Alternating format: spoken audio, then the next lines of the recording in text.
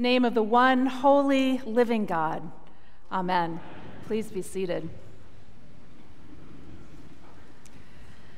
This morning, we are observing our patron saint of St. David's, and I'm offering an intergenerational sermon, which is not my métier.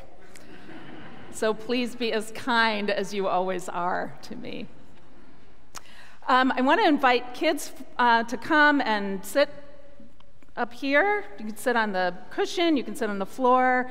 Any parents that would like to come and sit with their children, not required, but if you'd like to do that, you're welcome. And you can sit anywhere you want, but what I want to make sure is that you can see this statue wherever you sit. And you can sit on the floor, you can sit on cushions, wherever you'd like. So wherever you are, just make sure you can see our St. David. I'm going to tell you what St. David is. Okay, so I'm Devon, and I'm here between your rectors. So Frank retired, and then you're going to get a new one, and I'm the person that's here in between. So that's who I am. Okay, St. David. Today's St. David's, it's actually not St. David's feast day, it's on March 1st, but we're observing it today here at our church. And I spent a lot of time thinking and reading and researching about St. David's because I wanted to have something intelligent to say to you this morning about St. David. So I actually spent a lot of time with this statue because this statue was in Frank Allen's office forever. And I asked him, and he actually doesn't know where this statue came from. It's always been in his office. And when I came in January, this was what greeted me in my office, right? This of St. David. So this statue's been around for a long time. So I really spent a lot of time looking at this statue and thinking about St. David's, and I even brought St. David home with me, and I made sure that I put his seatbelt on in the car so he wouldn't get hurt. I've got a great picture of St. David comfortably buckled up in my Ford car. But what I realized when I was looking at the statue was that everything that we need to know about St. David, we can see in the statue, because there's all kinds of details here about him. So what I want you to do is take a really good look, and then I want you to tell me what you see. And I'm going to tell you a story about what you see. Okay, what? What's your name? Ren. Ren? Okay, what? A dove. You see a dove? Okay, let me tell you a story about that.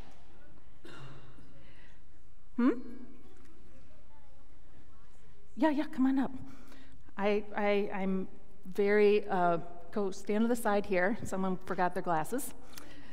Okay, okay, hold on to that, and I'm going to tell a story about this first, okay? So here's a dove, and it's close to St. David's shoulder.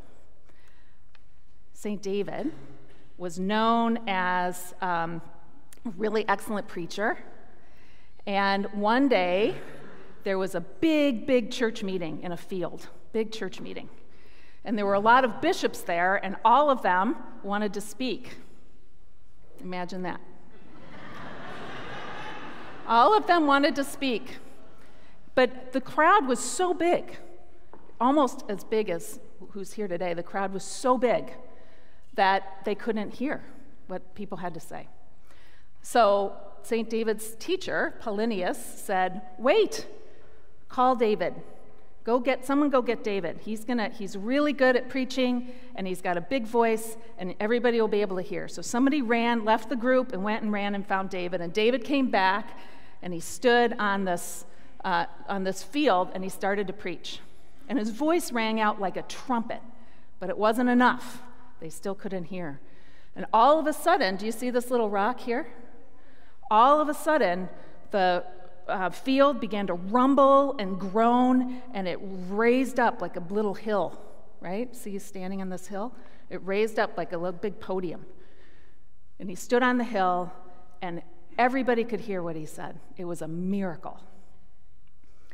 As he was speaking and people were listening, God sent a dove into the crowd who swooped and flew and circled the crowd, giving God's peace and landed right on St. David.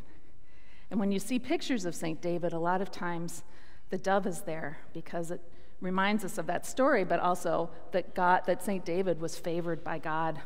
And the dove came and recognized a kind soul and perched on his shoulder. Okay, the next thing, what else do you see?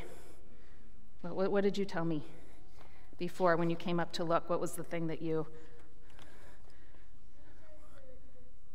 The flower. Does anybody know what kind of flower this is? It's right here. Does anybody know what kind of flower it is? What kind of flower is it? Sunflower. It's almost a sunflower. It's yellow like a sunflower. What else? What else do you think? Here's a hint. They're everywhere outside. Soon to come. Almost a dandelion, same color. Okay. What do you think? I'm going to tell you. Give me one last idea. Hold on just a second. No? Okay. Ren? Not a daisy. It is a dandelion. All of you said, or not a dandelion, a daffodil. It's like, I just said that. It's a daffodil. Daffodils are the flower of Wales. And St. David was born, lived, ministered, and died in the country of Wales.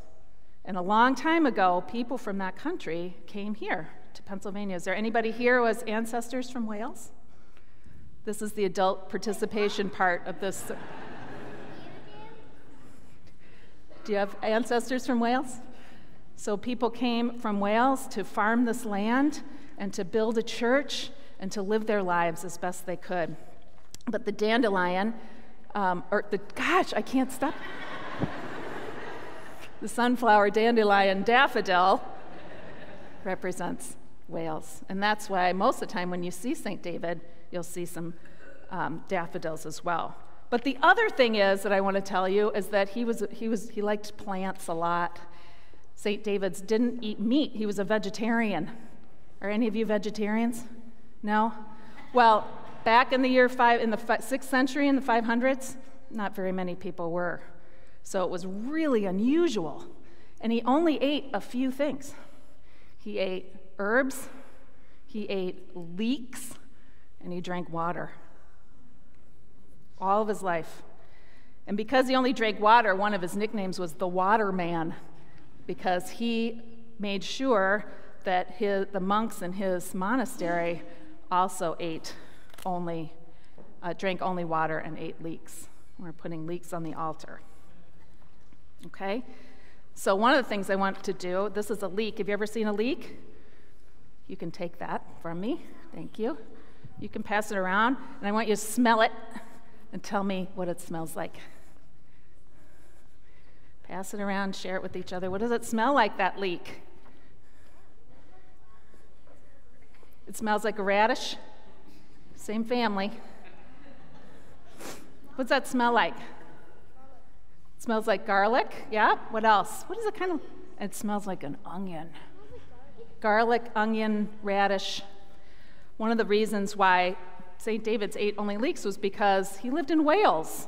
And Wales, especially where he lived in Wales, there was a big, strong ocean breeze. Soil, not very good. So what grew in the soil were onions and leeks, and that's what he ate. Okay, can you share that and pass that around to other people? Okay, alrighty, thank you. One of the things I want to tell you is a story about... It smells like radishes and onions.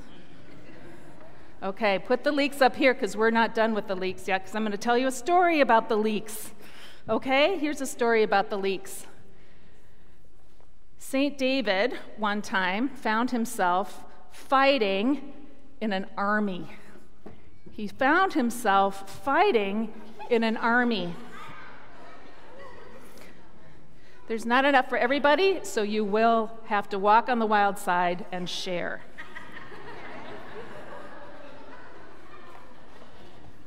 Okay, you have to share with each other, please. Okay, so everybody that's wearing a hat, right? No? Okay, stay with me. Stay with me. Stay with me. Okay, put it on. All right, hats. Here's the story. Are you ready for the story? Ready for the story? Are you ready for the story? Here, hand that to me, please, because there are a lot of people over here that want one. Okay, here's the story, and it's about leeks. What can an army have to do with leeks, right? The Saxons came and tried to take over Wales, and they came with their armies and their swords and their horses, and they came to take over the country. St. David was in the army for Wales, and they came together and they clashed and they fought their fight, and Wales started to lose. And David stood off to the side and he looked at the unpaying attention masses, and he said,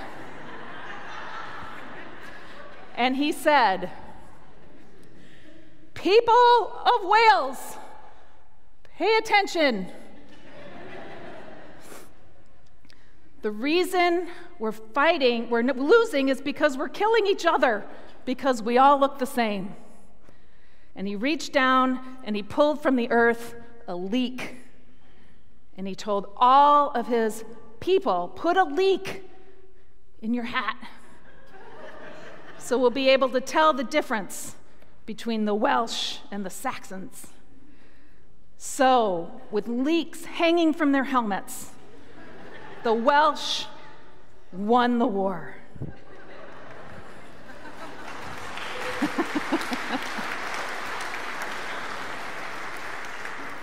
Okay, wrapping up. What else do you see here? What else do you see? What? You see a book. Thank you. This book is a gospel book. This morning, Peter came down and read the gospel to us from our own gospel book. Right? David has a gospel book. And the reason is because he studied really hard when he was a kid. He wasn't in an elementary school. Right? He wasn't in an elementary school. He was in a monastery. Does anybody know what a monastery is? Group of men working, living, praying, farming, keeping bees. St. David's monastery kept bees, like our church here. Cindy, our beekeeper. Right? And he studied really hard. Do you guys like to study? No? He liked to study and read and learn things, and he learned a lot about the gospel. He learned a lot about the gospel. So that's why he has this book, because he learned so much about the gospel, and he would travel around and preach the gospel. Okay? One more, and let's put the hats down right here. One more. Thank you so much. One more thing. Anything you notice? Anything you notice? What? What's he? He's holding oh good, it's a staff. That's right, thank you. And he has this hat. Does anybody know what this hat is? Do you know what it's called? It's called a mitre. He's holding a crozier, which looks like a staff, and he's wearing a mitre. And these are what bishops wear. These are what bishops wear. And this is the story I want to tell you very quickly about St. David. St. David was really smart. He was good at the gospel. He was a really faithful disciple. And he was called one day. We're going to just leave those be, okay? So he was called one day to come and help people settle an argument. There was this big group of people, and they were having this huge argument about something about Jesus, right? That's what we do sometimes. Communities of faith sometimes have different ideas about Jesus. It's normal. And St. David was called in, and he was a peacemaker. So he made peace with the two groups that were fighting. Okay? And the archbishop was there. He's head of all the bishops. And he said to St. David, "You are so good at this. You are now the new archbishop of Wales, of all the church." Ran just a sec, okay? All the church, all over. Here's the thing about St. David. He didn't want to be a bishop. He didn't want to be a bishop. He wanted to be in the monastery. He wanted to grow food and serve his people. He wanted to study and learn and be in community and pray and have a quiet life. He didn't want to be a bishop. Have you ever had to do something that you didn't want to do? Can you think of something that you didn't want to do? Yes. Go to church.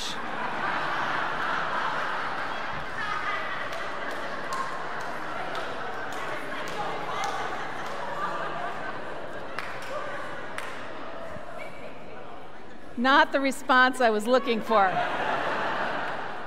Go to church. I can't wait to get to church. I bet there's a lot of people here that can't wait to church. It's the best part of my week. But you be you. Okay. Have you ever wanted to, had to do something that you didn't want to do? What do you think? Get a shot. Oh, yeah. Oof. That's a great example, because here's the thing about St. David, is that he knew that God was calling him to do something else. And all his life, he thought he was going to be this one thing and do this one thing. And then God called him to do and be something else. How do you think he felt about that? You think he was happy that he had to change what he wanted to do? No? No? Sad maybe? Upset? Maybe a little resentful? Disappointed? We've all had that in our lives, at least the grown-ups. Things that we thought were going to happen, that we wanted so badly, and that didn't happen. And God was calling us to something else, to do and be something else. And here's the thing about St. David. Earlier this week, I thought maybe he was the patron saint of disappointment. But then I thought, no, he's the patron saint of faith. Because he was open enough and willing enough and big enough to follow what God wanted him to do. And that takes a lot of trust and a lot of faith. And that's why he's our patron saint. That's what I think. Toward the end of his life, he gave this last sermon. And this is what he said: "Be joyful, keep the faith, follow the example I have set, and do the little things that you have seen me do." Just do the little things, the kind things, in the moment with the people around you. And the next day, he died. And do the little things is the motto of Wales. So, to end this sermon, I have a repeat after me prayer, okay? For all of you too. You're not spectators, we're participants. Let us pray. Dear God, all right, repeat after me, okay? Thank you for giving us St. David, who showed us how to be faithful. David taught us that in God, little things are big things. He also taught us that we can survive on leeks if we really have to. Bless our church. Bless our saint. And bless each other. Amen. And now Thomas is going to lead us in the Nicene Creed, and kids can follow me to the side, and everybody who wants a pin of St. David's that says, "Do the little things," can have one. So come on over here.